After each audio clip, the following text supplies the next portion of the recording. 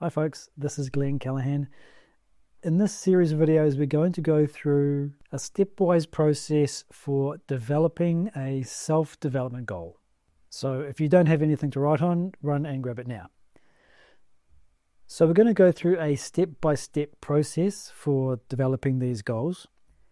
And there'll be space for you to hit pause and do your own reflection to come up with some of your own answers to these questions. But don't worry too much about getting things down correctly or about finding the right answer, as it were. What we want to focus on here is more understanding the process that you're going through so that you can, if you have the interest, do it again offline, but you've gone through the process once already and you kind of have a sense of you know what you're doing. You can spend a bit more time crafting some of the responses. What you're doing is what you can think of as a first approximation.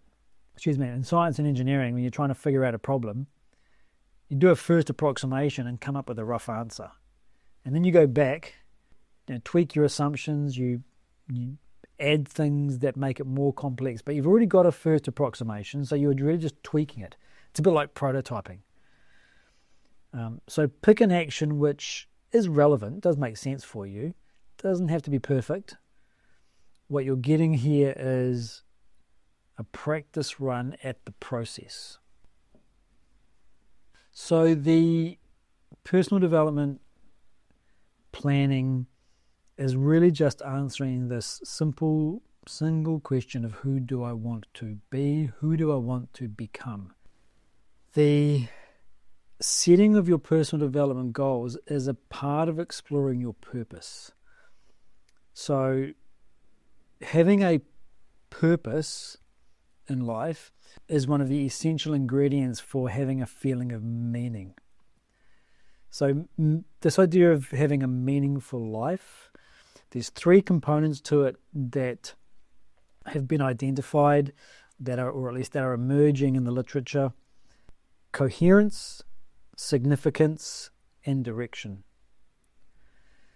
So coherence basically means that you have an intellectual or a cognitive story or a cognitive understanding of why life is the way that it is and why specifically your life is the way that it is. Significance is the emotional or the affective part. And that refers to the feeling that you have a life that is worth living. The third is what we're working on here, and that is direction. So direction is the motivational domain. So direction comprises the three elements of its own: mission, purposes, and goals. So a mission is a single overarching theme that your life is about. You talk about your life's mission. Okay, so in the context of Vedanta, of course, we're familiar the idea of your life's mission being to discover your true self. And of course, as you grow and develop, the mission itself might become more subtle and more refined until it reaches that kind of absolute. But that's the idea of a mission. It's a single thing. Purposes refer to some organizing principles under that umbrella. So what's your purpose for being here? So you might have several. You can perhaps also think of these as your higher values. You take someone who's an animal lover. Their mission might be to protect and preserve animal life. Their purposes might be advocacy, so they go and talk to people in local and state and federal government. It might be education through entertainment, so they're posting reels on TikTok. A couple of different purposes. One is advocacy, one is education. And of course, goals simply means anything you want to achieve. So your goals will be organized under these various purposes, and those purposes will be part of a single larger whole, which is your mission. So that's what we're looking at here. We're looking at both the goals and the purposes. The mission itself will start to emerge. So we're using this phrase, what do we mean by personal development? When we talk about personal development, what is it? There's a quote by Scott Allison, so he's a psychologist. He says, your life purpose is to use your own personal transformation to help transform society.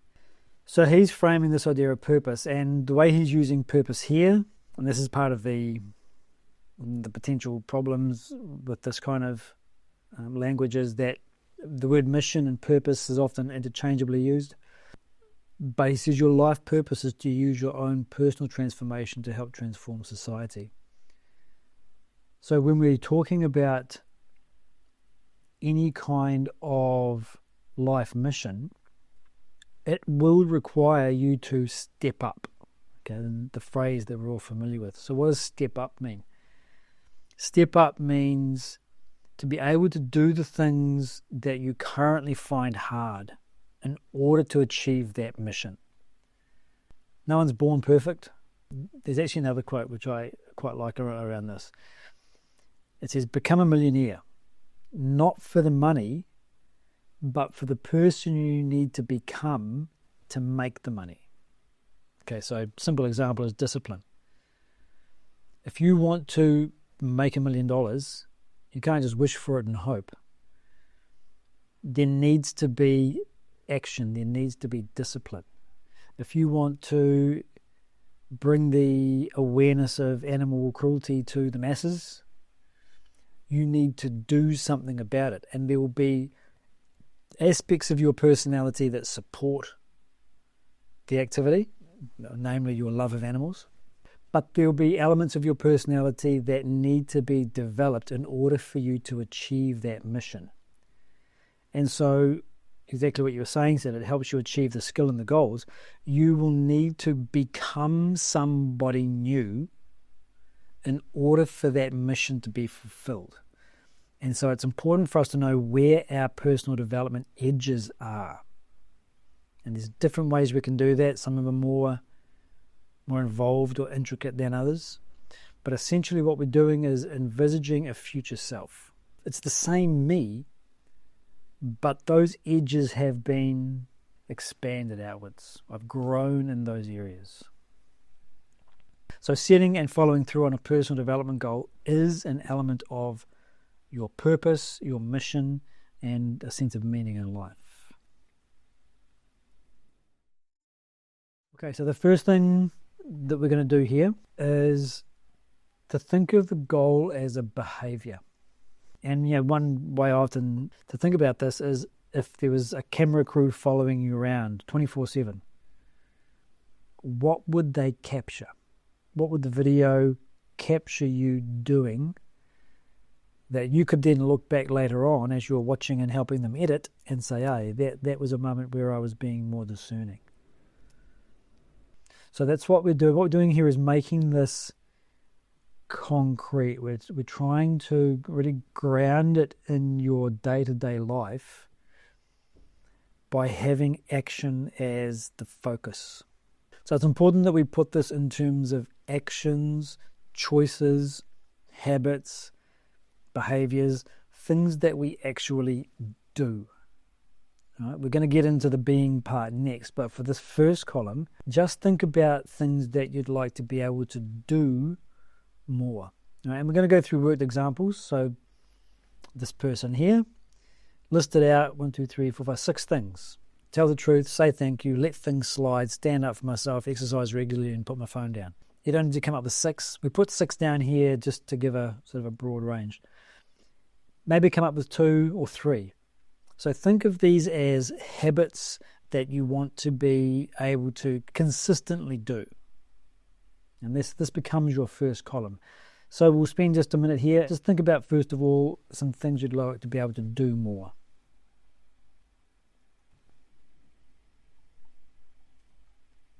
Okay, so hopefully you've got 2 or 3 things.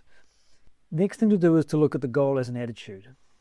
For each of these then, explore what you need to be more in order to do it. So think of this as the inner state, your thoughts, your feelings, that confluence of mind and intellect that would naturally drive this kind of behavior. Okay, so the examples that I'm giving here are pretty pedestrian. They're quite simple. That's deliberate. The reason it's deliberate is because they're easy to grasp. It's easy to understand what we're talking about when we use simple examples. Possibly you'll find when it comes to doing your own real life planning that it's not as simple as the examples. That's why we don't use overly complex examples, because it can confuse the point. Once you've understood the basic idea, then we can go back to massaging your own concrete examples into it. But we use these simple ones just to illustrate the pathway. So if I'm going to tell the truth, what do I need to be? Okay, I'm going to say brave. Now another person might look at that and say, I just need to be honest. I just need to be authentic. Okay, so again, the point here is to put what's right, what feels right for you. It has to also make sense to your intellect. Okay, so it's got to feel right. It's got to feel like it's authentic. Yeah, the reason I don't tell the truth is because I'm afraid of what they'll say. So I just need to be brave. Or another person might say, I'm afraid of what they say. I just need to not care as much. So another person might put, I might need to be reckless. Okay, it feels right and it makes sense. And so you'll see also for these other aspects. Thank you, grateful, let things slide, chilled out, etc. Confident, disciplined. And it doesn't need to be a single word. Exercising regularly, you might have disciplined, you might have inspired as well. There might be a number of things that need to go into that. First of all is the doing part. Next is the being part. So just fill that next slide or that next column in. Next thing to do is to rank them. Rank them in order of your preference, or how important you perceive them to be, where number one is the most. So we're just going to pick one goal and it'll be your top ranked one. I mean, there's nothing stopping you from making a goal for all of these, but you're getting the most out of the attention and effort you're putting in. Now, once you've got one goal and you find that it's kind of working, there's nothing to stop you from going back and saying, okay, now the next one was standing up for myself, confident. Let's do a goal there as well, because I've got my exercise running. It's actually going much easier than I thought it was. This big scary monster of going to the gym turns out to have been a cat, not a monster. I can handle a cat. So what was number two? Standing up for myself, being confident. That's actually going to be much harder.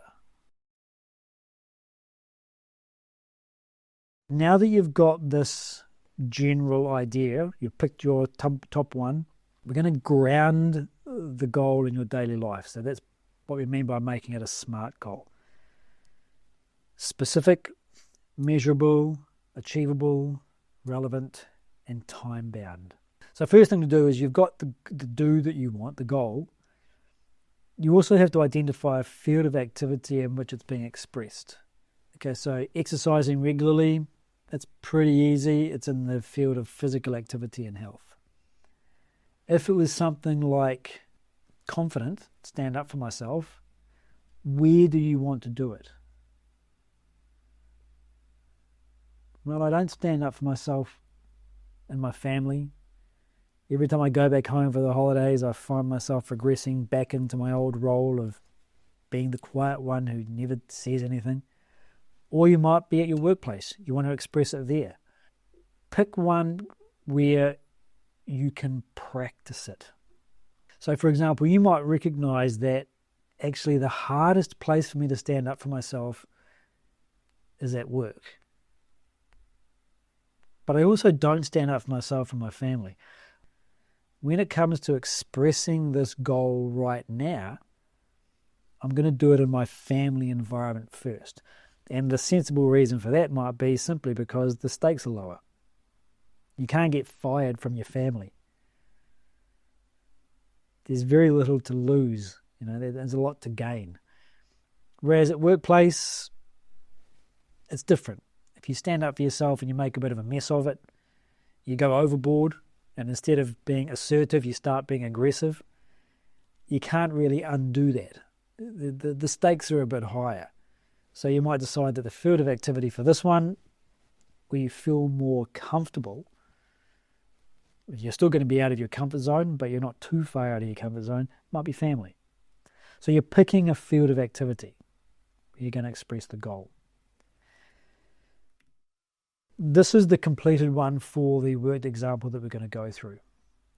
So for the S, which means specific, simply transfer over what you've already created, what you've already identified as the goal you want to achieve. Exercise regularly is my do. That was my number one. So that's what I bring over to my S column, my specific. Specifically, what do you want? This can be more or less general, because the next stage, the M stage, is going to hone it down even more. So transfer over the do into the S column. If you want to modify it, make it a little bit more specific, and by all means, this is yours. So modify away as we go through this. So that's the specific column. We've got that. M is the measurement column. The question is, how will I know when I have achieved it? What does it mean to say I'm exercising regularly? Does that mean twice a day, every day? What is regular for me? So the M is a really important aspect. What are you going to measure? And so you have to make it a target. And so in the example here, regular exercise means 3 times per week. Simple as that. It's important when we set the measurement or the target that we make it something, a small step forward from where we are now. So let's say I'm already exercising once per week. I go to the gym once a week, or I might go for a bit of a jog once a week, but that's about it. It's not enough. So what's a small step up? One important question you can ask yourself here: what is a small step that feels doable? Make it something that you feel confident you can achieve 90% of the time. So this is where it's really important, because often, especially depending upon the person's temperament, we'll set a target that is where we'd love to be 5 years from now. No. Don't do that. Set a small step forward. Right? And if you make that easily, great. You can always change your target and make it stretch a bit further. So err on the side of easy, because you can always make it harder. But if you err on the side of making it too far or too hard, what's the downside? You don't reach it, you get discouraged, your inspiration drops. What am I measuring? What's the target? How will I know I have achieved it?